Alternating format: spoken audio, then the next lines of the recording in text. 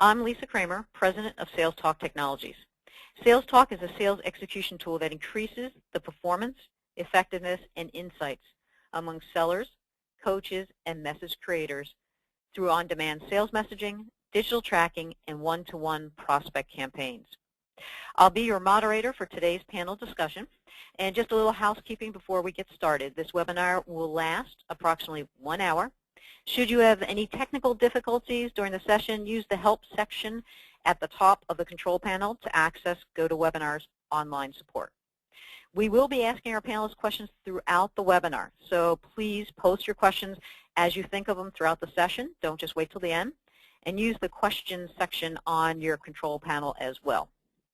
Also, just a reminder, we will be sending everyone the PowerPoint slides and the webinar recording after the session. All right, let's get started. Go to the next slide here. I have the great pleasure of introducing two incredible panelists today, both with extensive backgrounds in sales, sales management, and really building companies. First, I'll start with Jim Dickie. Jim is Managing Partner of CSO Insights. CSO Insights is a research firm that specializes in benchmarking how companies are leveraging people, process, and technology to optimize the way they market to, sell to, and service customers. And they've been doing this for quite a while. Jim is also a contributing editor for CRM Magazine, Customer Think, Software Mag, a contributing author for the Harvard Business Review, and the author of The Chief Sales Officer's Guide to CRM, Insights into High-Tech Sales and Marketing, and the co-author of the Sales and Marketing Excellence Challenge and the Information Technology Challenge. And welcome, Jim. And now for our other panelists, I want to introduce Joe Licata. Joe is the operating partner at Blue Arc Capital Partners, a private equity firm. As a technology veteran, Joe is a visionary leader in building high-tech businesses to achieve their full potential. Formerly, Joe was president and CEO of Siemens Enterprise Network.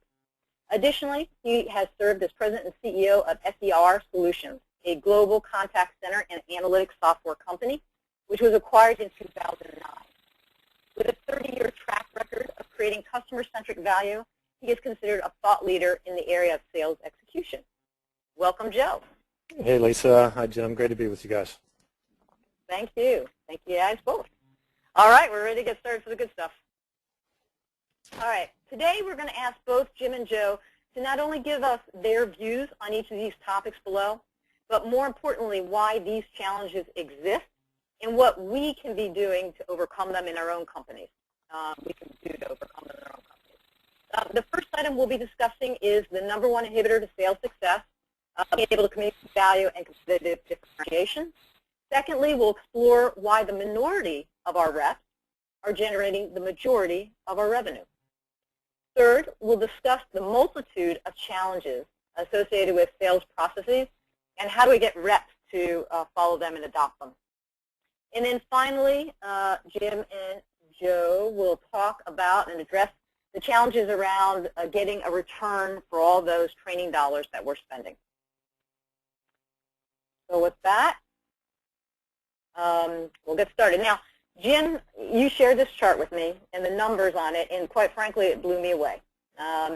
Basically, you're saying, or your research is saying, that only 46%, or about 46% of forecasted deals, and forecast is not pipeline, so I just want to point that out for everyone. Forecast, right, is the rep saying this opportunity is going to close at this date for this amount of money.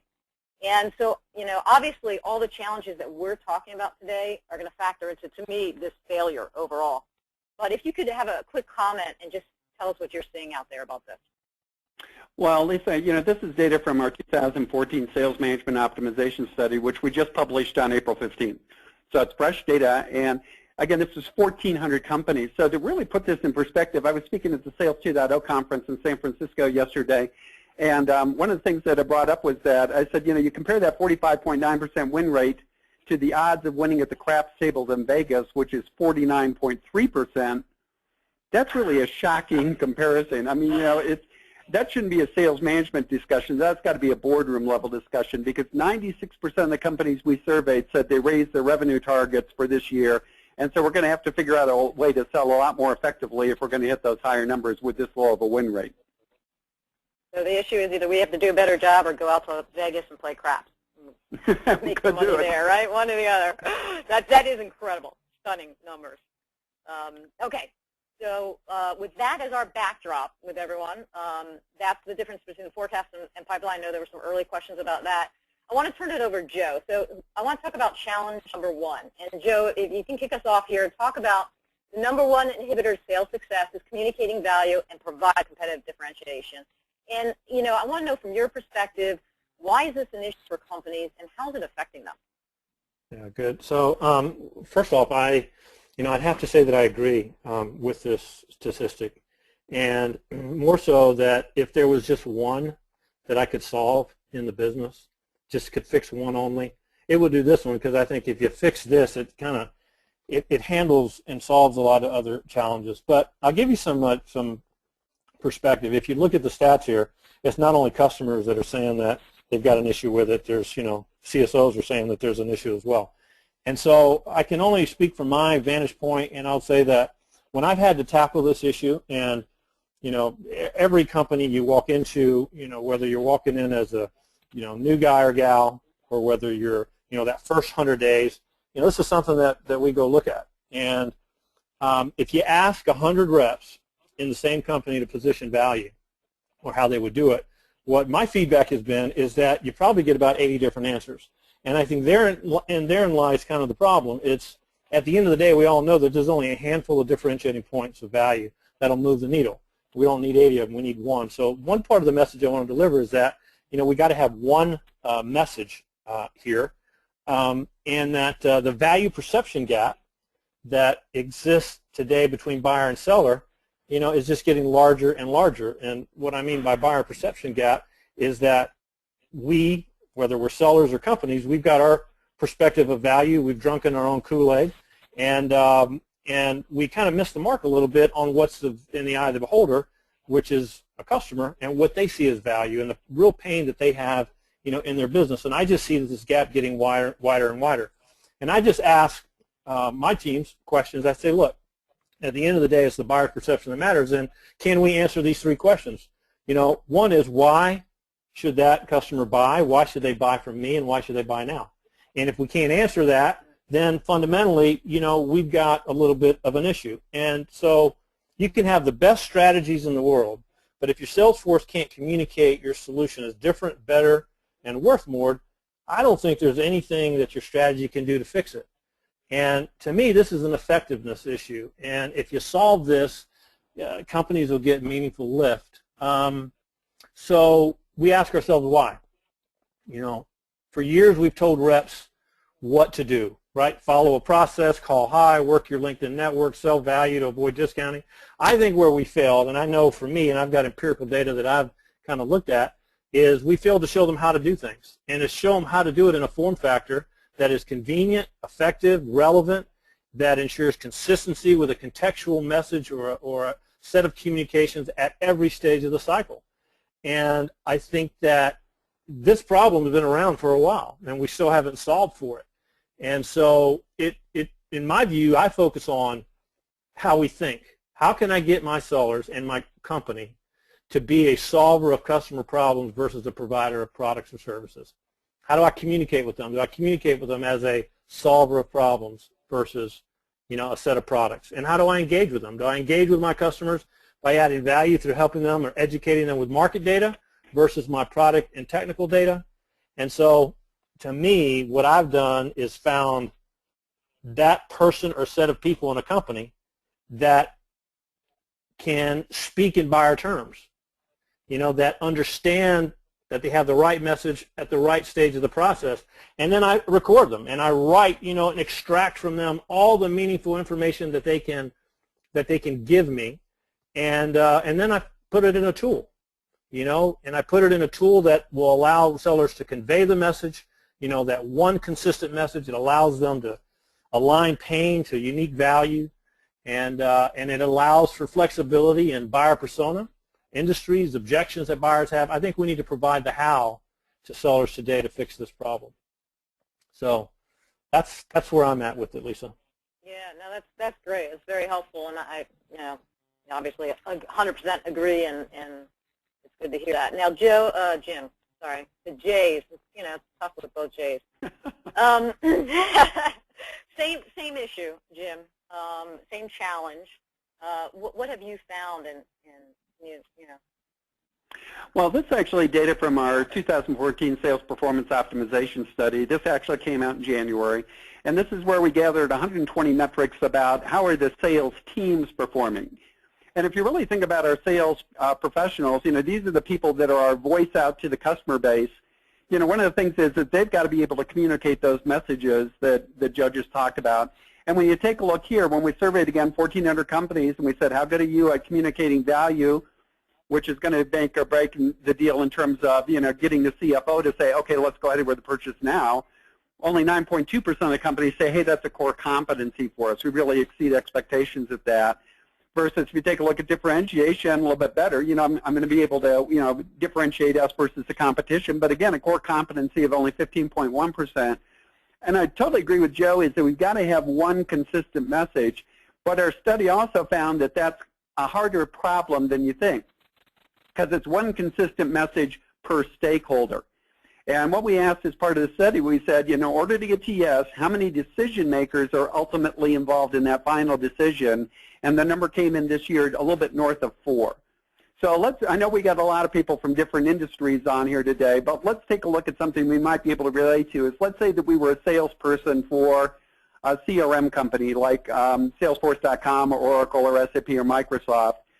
If you think about it, you know, really what I'm going on, I'm engaging different stakeholders to build consensus. You know, clearly I'm initially going to go to the chief sales officer and I'm going to talk to him or her, but what their driving force is, how are you going to help me increase revenues? You know, tell me about what your solution does that's going to help me hit my number this year. Yet if I go to the CMO, the chief marketing officer, their whole thing is, hey, I appreciate that, you know, sales is worried about revenues. I'm worried about me and my marketing issues. So I already made an investment in Marketo or Eloqua or Pardot or LeadLife. And so how do I sit there and leverage that investment, and is this thing going to integrate with me or not? Because that's really what I care about. And then I go to the CIO, and they're all about, hey, wait. You know, I want to talk about integration into all the other legacy systems. So how does CRM integrate back into ERP? How does it integrate into customer support? Because if you're going to create nightmares for me, I'm going to veto this deal. And then I go to the CFO, and they're all about, hey, I just want to know about ROI. When do I get my money back for paying that? So it's not a message, it's a message per stakeholder. And clearly it's got to be consistent, but we've got to do a much better job of arming our salespeople to have multiple types of conversations with multiple stakeholders, or else we're not going to build the consensus we need in order to get that final decision to say, yes, let's go ahead, and by the way, let's go ahead with you. That's great. And obviously you guys are totally in concert with each other on this. So we did get some questions in. I've got a question. I'm going to start, Joe, if we can start with you, and actually want both Joe and Jim to answer. We'll start with Joe. About this topic. So the question is whether 10 reps or 200 reps, it seems like a huge challenge getting everyone consistent around conveying our value. You know, what's the best approach to getting this to work? Okay, so I think for me, what I would say is this. Look, I wouldn't overanalyze this. I wouldn't get into a paralysis mode with, you know, you got to find the quote-unquote right message. And there's a couple of reasons. One, Jim mentioned, you know, you got to have a message per persona. And it's going to change. This is an evolution. So what I would do and what I've done is there are a set of people in the company today that do this better than anyone else. Maybe it's the CEO, maybe it's the CSO, maybe it's, you know, one of the top 5. And at each stage of the cycle, they just happen to know what to say to extract pain and add value independent of where you are in the stage. And I would say just get those folks in a room or have a little session and extract per stage what they say, how they say it. And in my mind, then I would put it into a form factor that I would provide it to all of my sellers. And you're never going to be 100% right, but all you're trying to do is to get 5% energy around something that will give you 20% yield. And to me, I think that's the best way to get a consistent message that's the right message out to the people, and aligning that message to pain that you have unique value to. Yeah, I like that, because I think a lot. Well, I was just going to say, I think that sometimes we think of huge documents and, you know, big content repositories, and instead, you know, that's not necessarily helpful when, you know, a seller is out doing his thing. Jim, go ahead, please.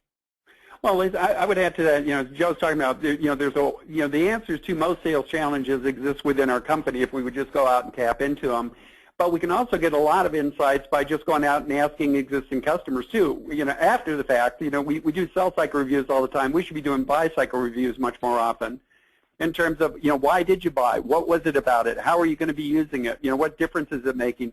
Because again, today people want to hear not only what we think about our product, but what other users are thinking. And I think if you can utilize some of the online survey tools, or you can tap into talking to customer support people or talking to customers all the time, you're going to get a lot of really strong message points that you can incorporate into the dialogues that you have with future prospects based on the experience of existing customers.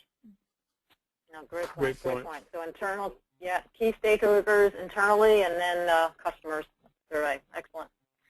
Okay, let's move on. We've got a lot to cover. So the next item we want to talk to, and this is, Jim, we'll start with you. I mean, to me, this is a really scary number. The minority of reps generating the majority of revenue. So tell us a little bit about what you're seeing out there and why is this happening and what do we do about this?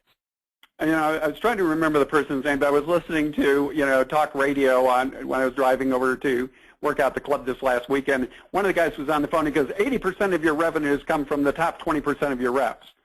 And I always smile when I hear that because everybody quotes, the Pareto principle, and they think it applies to everything. We actually put that question into the 2014 sales management study. We said, of your revenues, what percentage come from the top 20% of your reps? And it ends up being not 80%, but it's 58. So think of that. The top 20% of my reps are generating almost 60% of my revenues. That means the other 80% are only generating 42%. And I think that really drives home this thing of, a risk factor that we've got to start mitigating right now. It's really great if you have rainmakers, but if your success is predicated on the success of the rainmakers, you're at risk. Because if I lose an average rep, well, that's okay. But if I lose a rainmaker, I've lost 4, 5, maybe 6 equivalent average reps. And I think that's one of the things we've got to start doing. And I go back to Joe's comment of let's go tap into the brain trust of those rainmakers and find out, what are you doing? There's specific questions that you ask. Are there specific answers that you've got to objections? Are you really more effective at dealing with certain competitors than others? And let's start collecting that knowledge that makes somebody a rainmaker, and by the way, put it in the hands of the rest of the sales organization. And by the way, that also means making rainmakers more effective as well, because we ended up doing a research project for a medical products company. This is a multi-billion-dollar firm, 1,000+ reps, and they showed us, here are our top rainmakers. These are the guys who are consistently 200% plus of quota, and they're selling 1% of the product line. So rainmakers are rainmakers about a set of things that they know how to sell. They are really, really great at those things, but they also tend to stay in that comfort zone. And that's the other thing is, even with rainmakers, you can make them better if you were able to, again, share those best practices and that knowledge with them. So in this particular case, while this company had 30,000 SKUs that they could sell, and their average rainmaker was selling 30, what if I could get my rainmaker to sell 35? Those are things, again, that can kind of normalize the sales across the entire sales force, so you're not at risk of having a single person leave, and you're really maximizing the effectiveness of everybody on the team. Nice. Now, on to you, Joe. I know that, I'm sure that, with all your experiences running different companies, you've run into the same issue. Yeah, so this... Can you tell us what you've seen? Yeah. So this has intrigued me for years, and I don't know, maybe 7, 8, 9 years ago, I can't remember how long, but I went out and did in a company, some real live data points, and what I was looking for is, could I find threads that delineated the difference? Mine kind of falls into more of the Pareto model. I've got a lot of data points in life that say 70-30, 80-20, and they, give or take, it's always, around that, and Jim's got real data, but, ours kind of fell into this 80-20 rule. And what it told me, and I'll give you some of these differences in a minute, what it told me is that, what could I do to move the middle 50? What could I do to move the middle 60? If I could just move the middle 50 or the middle 65, 6, 7%, or just expend enough energy to move them a bit, it could be incrementally, from a revenue perspective, a whole lot greater for me. So, what we did, the data points that came back with said, rainmakers, they're intuitive. They anticipate. I don't think I think that's a born attribute. I don't think you could teach somebody how to be intuitive, but they controlled the sales cycle, and on the traditional side, I found that they were just reactive, right? Buyers controlled the sales cycle. So I said, okay, I got to go fix that. I got to figure out how to get control of the cycle, and I'll come back to that in a minute. These rainmakers, they have contextual conversations where my traditional guys and gals were making statements and giving presentations. Not bad, but I want to be in context to add value with what is happening with that customer's persona, industry, pain, challenges, drivers, etc. I found that rainmakers were positioning value via solving high pain problems. And, my traditional guys and gals, they were trying to position value via product and price. And so, one side, they earn the right, and what I concluded was that traditional reps, they need a process. And I knew that coming out of this study, I wanted to conclude, my conclusion was I wanted to have the right message delivered to the right buyer at the right time with the consistent message delivered. I wanted to have consistency in extracting pain out of the process with a buyer, like in discovery. And I wanted guys and gals to be problem solvers. I wanted them to control the process. Now, I had a choice. I can hire all rainmakers, not practical, right? Or what it told me is that how could I take the heavy lifting out of the traditional reps' jobs? How could I provide them with a platform that continually reinforced the how that we were talking about earlier? How do I ask the right questions in discovery? How do I extract pain from the buyer? How do I handle an objection from a CFO, CSO, CMO? And also, how could I provide a platform for fact-based coaching? Time spent per stage. What were the digital behaviors of the prospect after our meeting? Did they open our email? Did they look at our customer references? And so, at the end of the day, for me, there's some proof points that I've got to ensure that all of my sellers in any company that I'm involved in can handle some common questions, right? Do they know the buyer's problems and challenges well enough to advise them? Do they know their marketplace and their industry to understand it at a level that they understand these challenges and drivers? Do they understand from the prospect why should they buy now from us, and what are the consequences if they don't? If I don't get good, crisp answers to those, then to me, I believe that I have got to take this heavy lifting, and I'll talk more about this when we talk about sales process, but the heavy lifting out of the hands of the traditional reps, do some of the thinking for them, and provide them with a tool that will enable them to be 5–10% better. And if I do that, I'll have great results. So that's what's happening on my side, Lisa. No, that's great, Joe. Excellent. So we have gotten some questions in on this. On this one, hold on, let me get to this next slide. Okay, I'm going to start, though, with Jim on this. The question is, are you telling me that I need to hire, kind of what you were talking about, Joe, but maybe, Jim, you can weigh in first on this. Are you telling me I need to just hire more rainmakers? Obviously, that's not realistic. So the question is, how do I really get the remaining 80% or some percentage of them to affect the majority of my revenue? I actually encourage companies not to think about going out and hiring rainmakers, because what you're doing is when you're hiring rainmakers, you're hiring somebody who was a rainmaker for the company that he or she was selling for. That doesn't mean they're going to fit into your world. We had a chance to interview Ken Powell when he was VP of Sales Effectiveness over at ADP, and one of the things that he talked about, related back to one of my favorite Drucker quotes, which is culture eats strategy for breakfast. And at ADP, what they do is when they're going on hiring, they understand what the ADP sales culture is.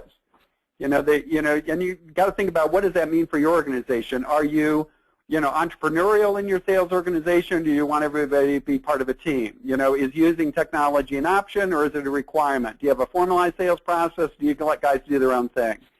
And I think that's really the issue. Is we did an analysis of the companies when they were hiring folks, and we took a look at what was the ramp-up time for a new hire to get to full productivity, meaning hitting their number.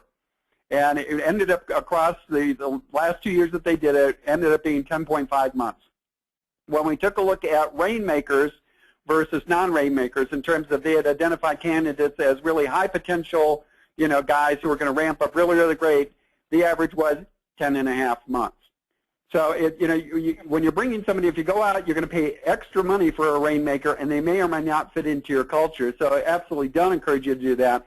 Again, getting back, I think, to Joe's points, is what we've got to do is create, a great playing field for all reps to come in. We've got to be able to deal with everybody, and I think that's the bigger issue, is to not be dependent on rainmakers, because they can hold you hostage, and it takes a long time for you to find. Clearly protect the ones that you have, but what we've got to do is really create a sales organization that's totally effective, not just a minority of reps who are effective.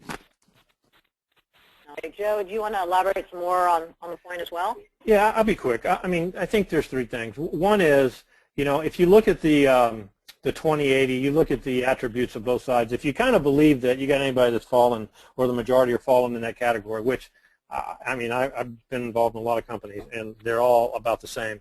I would say if that's the root cause, then process is not an option for the traditionals. It's not optional. Now, granted, I'm sold out to following a process, right? Until something more effective comes along, I'm sold out to it. I just think that you find something that works, you repeat it over and over again, you do it long enough, you stay hooked into it, and you're going to have more wins than you're going to have losses. Now, maybe I'm different in that way, but I think there's a right way to conduct a sales call, right? And I think that 60 to 80% of my people need it. So I don't fight the facts. I don't fight the trend. I don't fight that, hey, I need a process or don't. I just do. I think it works, right? So I think results are better if there's consistency, and repeating anything over time will become habit forming. And so I don't think it's as difficult as we make it out to be.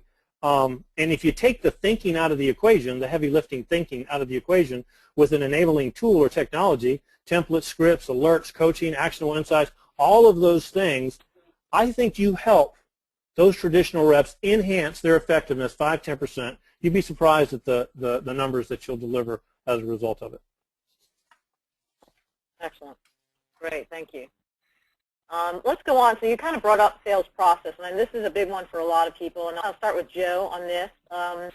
We consistently hear companies struggling, with either implementing a sales process, getting sales guys to follow the sales process. Can you, tell us what you found, Joe, in your life? Yeah. So you might need to put the timer on me on this one. So. I didn't know. You were a little bit passionate about sales process. Yeah. So, here's what I think, and there's, and I've got some. I understand the pain. I've lived the life in sales with sales guys and gals long enough.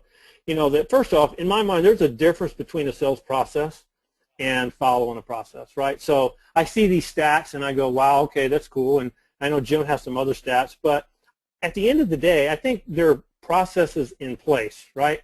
I think it's another thing to say, are we following the process? So if you ask yourself the question, if you're a CSO today, ask yourself, why do I have a process, right? I think that you have one because you know that process is going to be more effective and you're going to win more. I think it allows you to control the sales process, buyer and seller.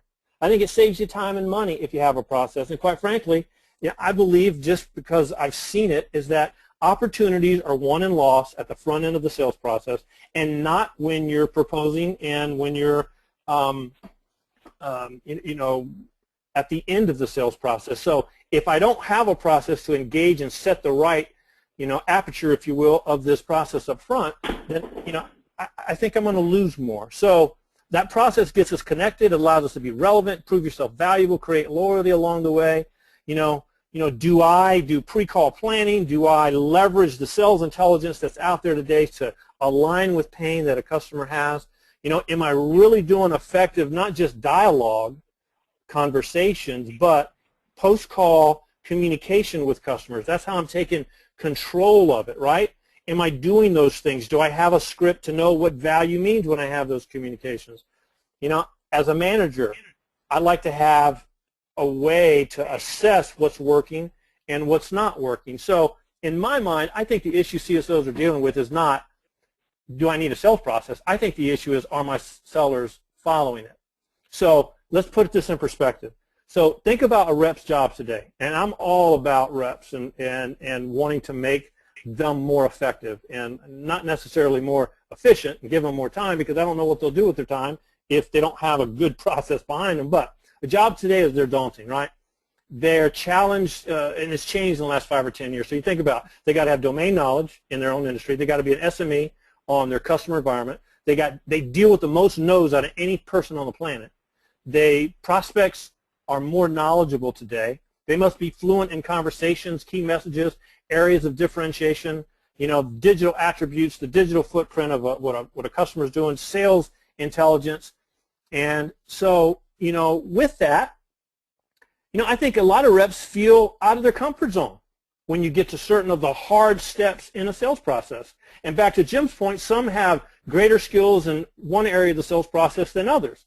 So, think about it. If you're trying to qualify a prospect against an ideal prospect profile, or you're trying to do discovery, or have a business value versus product value impact, that could be challenging for a rep. And today, 60% of the buyers are through the process through the sales process before you get involved with them.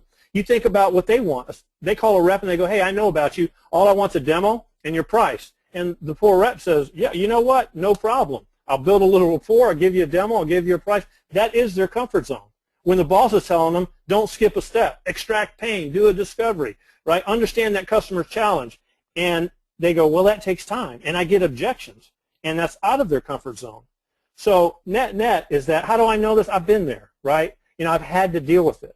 And I would say that for me, how could I do this heavy lifting? How could I take the how-to scripts, the how-to verbal communications per each sales step, the how-to email communications, the form fills that are necessary for qualification, for discovery, for objections to different personas, and how could I put that in a form factor that has rules, alerts, and triggers to allow them to stay on course? If a prospect hasn't looked at a communication that I've sent them, if I've had 5 calls last week and none of them have even opened my email, much less looked at my material, that should give me time, room for pause. And I need a tool that helps me and feeds me that information so that I can stay on track. So I've probably gone over time, and I'll try to catch it in the questions, but that's how, I'm passionate about sales process. No, okay? Well, obviously, Joe, you've seen success with it, right? You've been very successful in your businesses, and so that makes sense. And so obviously with Sales Talk, we provide that kind of tool, so we're very passionate about it. Agree with you. So that's great. Now, Jim, obviously you guys have been following this for a while too. Can you elaborate on your thoughts on that? Yeah, I think really this gets back to, the level of process is a corporate decision. And so we ought to be taking a look at what decisions are we making as the sales management team that's going to impact positively or negative the performance of our sales reps. Because as part of our sales management study, we asked, what level of process do you have for your sales organization? We first published this in Harvard Business Review in 2006, revisited it in 2011 over in Europe. This year what we found is that 14% of the companies said they're at level 1 random process, which is basically the wild, wild west. If I'm the CSO of a 100-person sales force at level 1, we have 101 ways of doing things. The way that I would like them to do it and the way that each rep is going to choose to execute. And it doesn't mean you're unsuccessful. It does mean you're unpredictable. Because sometimes a rep's going to close a deal in 3 weeks. Sometimes it's going to take another rep 3 years. Sometimes you're never going to lose to a competitor. Sometimes you're never going to win. Sometimes you're going to get list price. Sometimes you're going to have to give it away. And when any of those things happen, you have no idea why, because there's no consistency across sales organization. So you see that that's still 14.4% of the companies. You move up to level 2, informal process, is what I really call tribal wisdom, where now you're kind of doing what sales management tells you. So think about the sales manager as being the tribal elder, brings all the people together and says, this is how sales has always been, my children. And he imparts the wisdom on the tribe. Well, you're a little better in terms of if the market starts to go up or down, you're able to react better than level 1 companies because there's at least some level of consistency. But informal process sometimes is based on myths that used to be facts in the past, but things have changed over time. So that's what we're seeing, though. More companies kind of move up to that formal process where now there is a way of doing things. Everybody's been trained on it. We've given them the support tools to go out, as Joe said, and have that consistent message. And clearly, if you get to level 3, our data is showing you're able to react better than level 2 or level 1 when there's a change in the marketplace. But you're still reacting. And I think that's really getting back to Joe's point of having the systems in place, too, to get to level 4 where you've got a dynamic process, where all of a sudden where you see that your competitor GM and they just get nailed for a recall. Wouldn't it be great to be going out and changing the process so that if you're Ford, you could maximize that opportunity? Or that if you're another company you've been hit, wouldn't you rather react really quickly and take advantage and minimize the risk down the road. And that's really where we think dynamic process, we've been able to show it consistently now over 8 years, that as you move up this process continuum, things get better. By that I mean what you do is percentage of reps making quota goes up, percentage of overall plan attainment goes up. Well, why? Because your win rate goes up. When you get to dynamic process, you have higher wins and you have lower, not only lower competitive losses, you have lower no decisions, because you've been able to, as Joe identified, get out of the deals that aren't going to close earlier. I interviewed Sam Reese for a book we wrote years ago. Sam's president of Miller Hyman, and Sam had a great line. He says, I tell my sales guys, I don't care if you lose. He says, what I care is if you take a long time to lose. You know, and if you go all the way through the sales process and you waste your time, your manager's time, probably a lot of time of people in the organization, that's when I'm going to care. And I really think that, you know, this is something that if you invest in process, the ROI is huge. And not doing it today, those almost 55, 56% of companies right now, they're still at level 1 or level 2, they're doing a disservice to their sales organization. So obviously both of you are very passionate about sales process, which is good. We are getting flooded with questions, so I'm going to start, Joe, if I can start with you on this one. My rep claims they're following, or my reps claim they're following the process that we have, but how do I validate it? You know, they're just saying it's kind of like an honor system, so what do I do about that? Yeah, so I agree. You used the word right out of my mouth. So the problem with CRMs today is, and you know, I was, you know, one of the first guys on a CRM back in the late 90s, so I love them, I like them, you know, they're all good, but everything's on the honor system, right? It's like you do a one-on-one sales manager to rep, and they go, yeah, coach, you know, I just did a qualification, or I just did a discovery, and so you say, okay, great, but how do you validate that? Well, you know, unless you have, you know, a set of probing questions that you need to ask that rep at each one-on-one to validate that they, you know, didn't skip a set in the process, or they didn't, like Jim said, go down to a point of proposing, knowing that they really shouldn't even be working with this client or this prospect. You know, it's all done manually today, right? So, you know, again, you know, I've been in tech a long time, so I like to leverage technology where it makes sense. And I just think that, you know, there are technologies out there today, enabling technologies today, that give you visibility at all management levels. So if you have a platform that provides the when, you know, when did this rep go through this stage? How long did they spend? Did they invoke a particular conversation or other high-packed forms of communication to that prospect? To have that visibility in front of you without having to ask a rep, to me, provides for better coaching opportunities. You know, this is not a big brother thing to me. This is about where there are gaps and weaknesses, and we all have them. How do we impart coaching to minimize the length of time a person stays in a gap zone so that we can close more deals? So that's what I would do. Jim, your thoughts?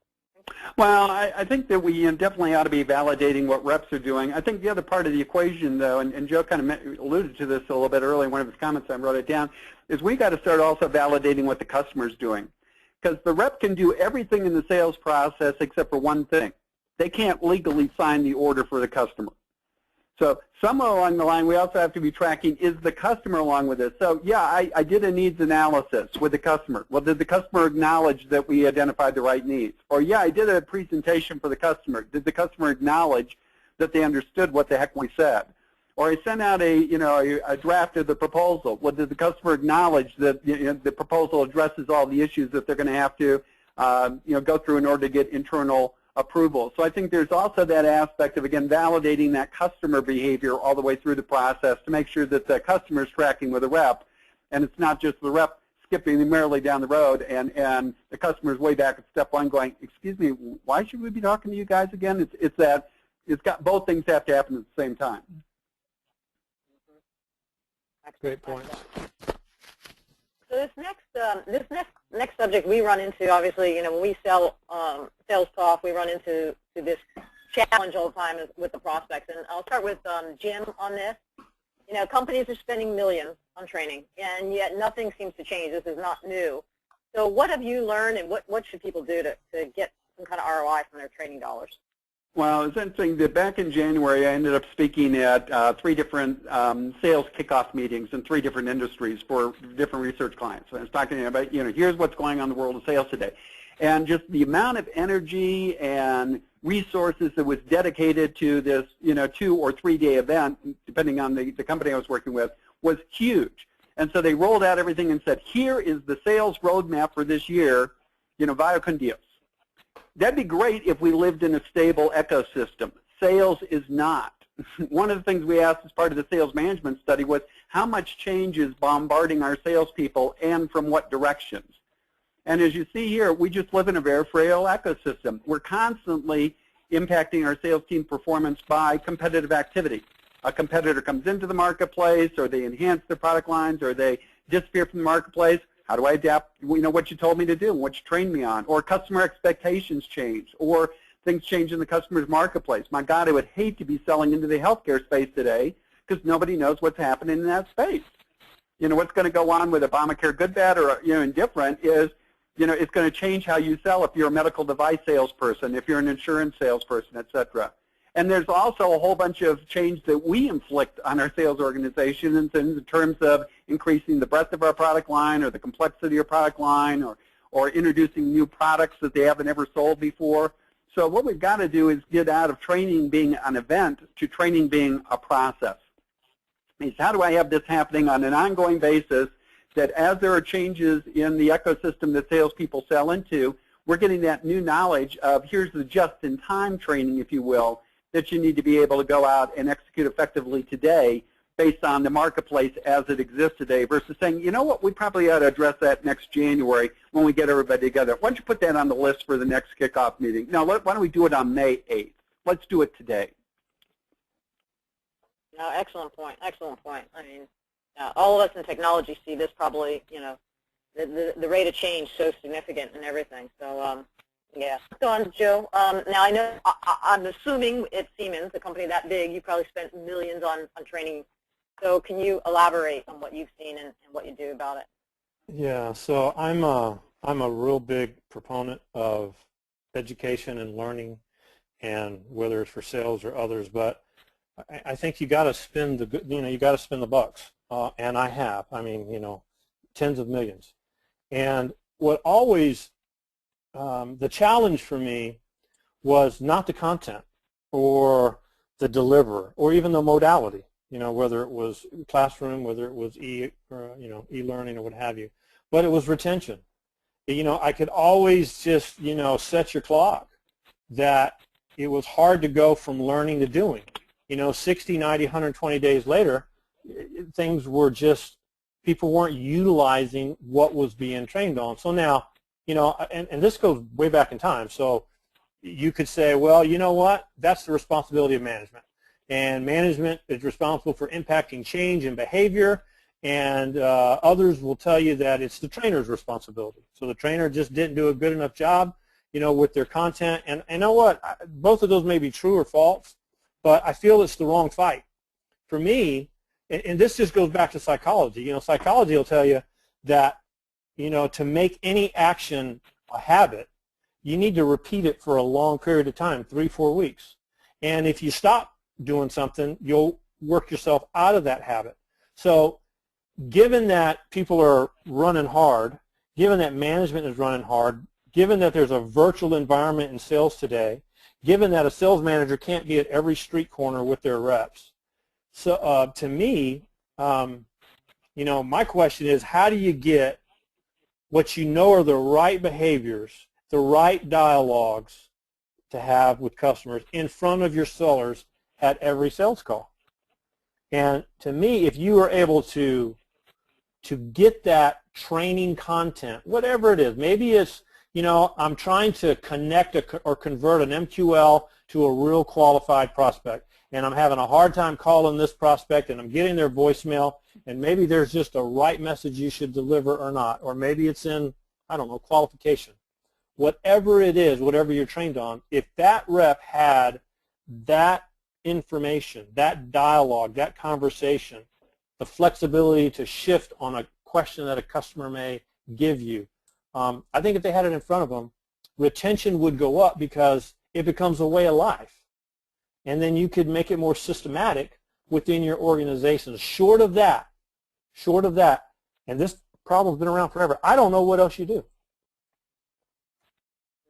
So that's my story, and I'm sticking to it. Yeah, no, look, both of you are kind of saying, consistently, it's just in time. I need to have that information, one, because it's changing a lot, and two, because I need to know it as I'm going and creating a habit and not just forgetting it. So, no, that's great.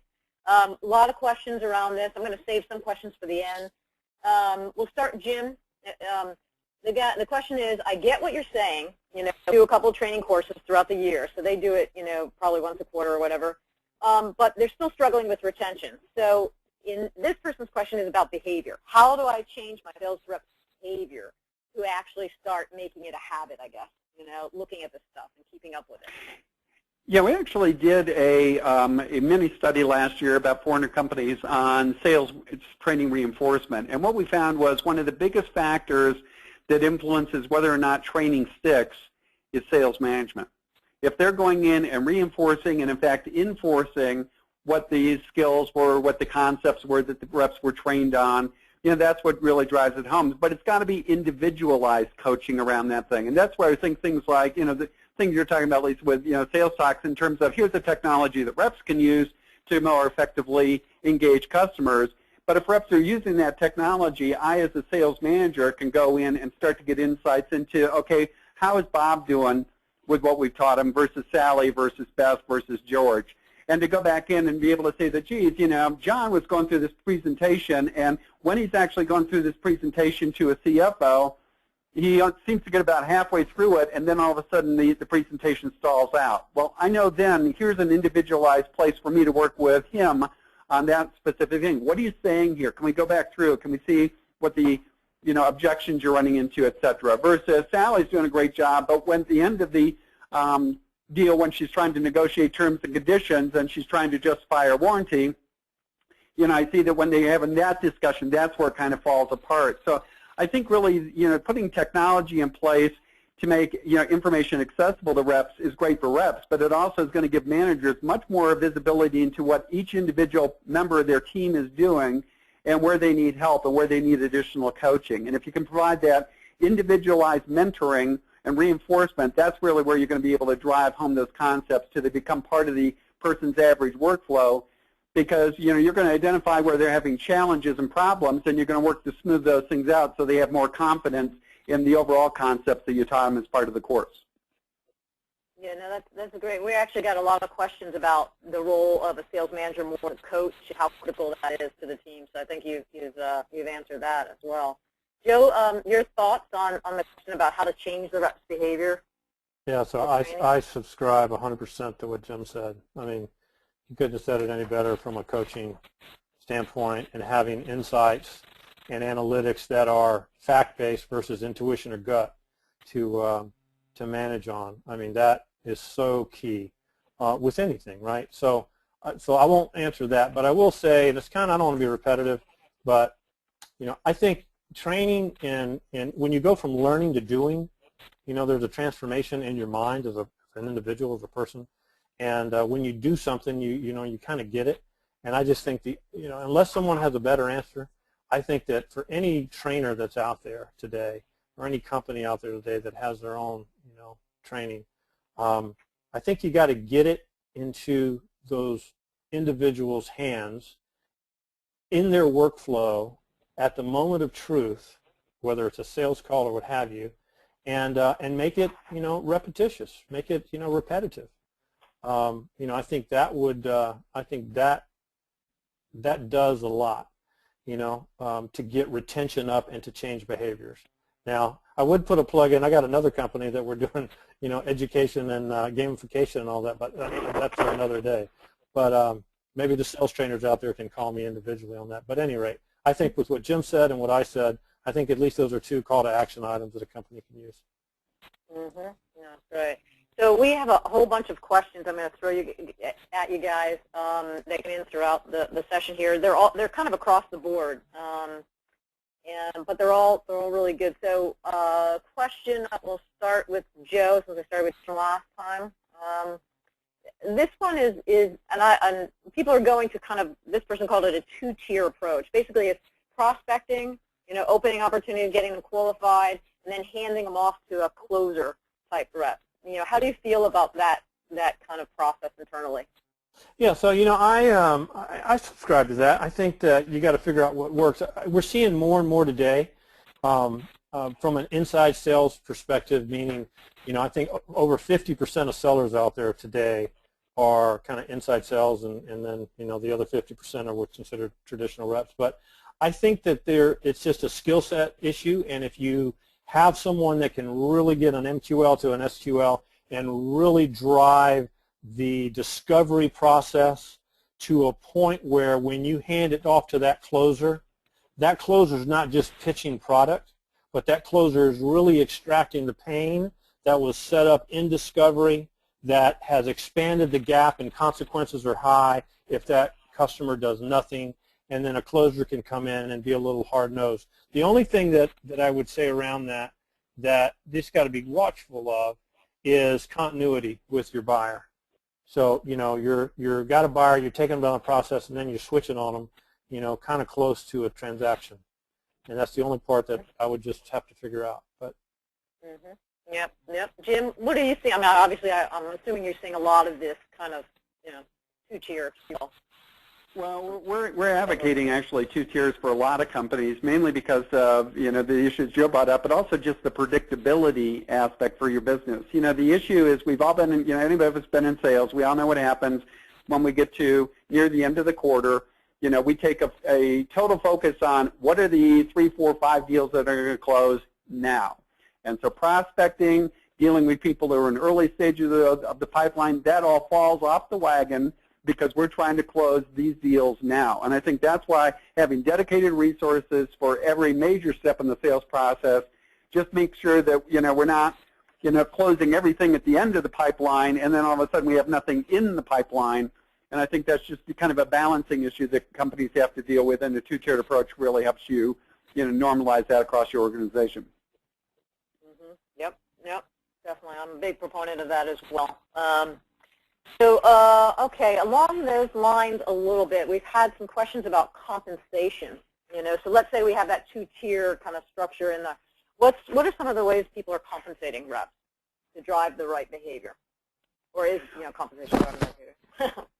Well, we do a annual sales management, sales compensation study in Q3 every year. And one of the things that really strikes me on that is the simplicity of compensation programs, because what we're really doing is the vast majority of people are using Excel spreadsheets to do comp management, and that just limits what you can do. And I really think that an organization elicits the performance it rewards. So I think you've got to set up compensation programs that are more meaningful. So a rep knows that it's 3, 4, 5 times more hard, difficult to close a new account than an existing account. Yeah, if you've got a very simplistic, revenue plan or compensation plan, and $1 is $1, they're going to go and focus on the customer base, even though that you're telling them you want them to go call this new logo. So I think you've got to take a look at the technology you're using to implement plans so that you're really driving behavior. Because the mistake I think a lot of companies make at the sales kickoff meetings is they get the VP of sales, or maybe they get the VP of HR up there to explain the comp plan, and they're talking to the sales reps. And what they really should realize is they're talking to the sales rep's wallet. The wallet is going to talk to the rep. And they're going to sit there and analyze those plans, and they're going to say, what's my wallet telling me to do? And you may be telling me to go close new accounts, but my wallet's telling me go get as much money as you can from existing accounts. It's easier. And that's really where that balance has got to come in between having plans that really drive behavior, that support the actual messages you're giving people in terms of what you want them to do. Great. Yep. Joe, you have some thoughts? Nothing. I mean, I just I agree with what Jim said. I would say there's 2 things. One is one size doesn't fit all. I don't think there's a comp plan out there that's, hey, this is the one you use. I think simplicity is important. And at the end of the day, I think where there's a breakdown with companies is that the strategic, what are you trying to accomplish as a strategy as a company? And when you go back in your organization, sales or non-sales, is your compensation aligned with your strategy? And you'll find it's broken in a lot of places. But simplicity, it's not a one-size-fits-all. And I know that's not what the viewer wanted me to say, but that's kind of where I'm at with it. Oh, good. And I'm going to slide in one more. We have only a couple minutes left. One more question here, if we can. Someone wants to know about measuring win rates. You know, do you measure win rates? How do you measure win rates? Are they, you know? And they elaborated, but I'll wait and have you guys. So the question is, how or do you? Yes and yes. Okay, yeah. So the do part, 100%. Not only, you know, to me, it's wins, no decisions, and losses, right? And so I'm still big on, you know, you want to always find out why you win, but to me, that's less interesting than why I'm losing. Because if you talk to reps, talk to people about why you win, it's great salesmanship, you know, we did a great job, blah, blah. But nobody wants to talk about why you lost, and typically it's, well, it's because of price or product. Customers got a different view. We lost because we did not have enough to show them the value of why us, or we worked on them too long. So I think if you fix a lot of why you lose, you'll win more. I don't know if that's intuitive or not, but do I believe in it? 100%. How? To me, wins and losses, and this may be a little rudimentary, but it all starts after proposal. So, you know, whatever you've proposed, a win-loss, no decision from there, versus a win-loss from when it goes to MQL or a qualification. I know those conversion rates are important, but at the end of the day, if I've spent the money in the company to have someone propose it, that's the first point of attack for me. Jim? Jim? Yeah, I'll just add to that, you know, one of the things we advocate is not only, you know, tracking win, loss, and no decision rates, but then take a look at your wins and go back and take a look at a second aspect of those things that says, is what I actually close what I forecast to close? Because it may be that, hey, I won the deal. Yeah, you won the deal, but it has nothing, it looks nothing like what you forecast. I already told manufacturing that you were going to sell 1,000 widget A's, and you got an order here for 5,000 widget B's. Or your professional services company, yeah, you said you won the deal, but you told us that the project was going to start in September. Now you're telling us it's going to start in June. We don't have the people in place. So you also ought to be taking, even if you win the deal, is what you're forecasting and telling the organization to plan for, is that what you're actually delivering? Because that can be another problem. Even wins can cause problems for your organization if they're not what you forecast. Right, and we are out of time. If you still have, we'll probably have more questions. I've got a pile of them sitting here. We will try to get you answers to the questions. I want to really thank Jim, Dickie, and Joe Licata for a great discussion around sales execution issues. And hopefully everyone who participated here got something out of the webinar to really take back to their company and implement. That's really what we were trying to do, to help you drive more revenue in an organization. And again, just a reminder, we'll be sending out the recording and PowerPoint slides from the webinar as a follow-up to everyone. And thank you all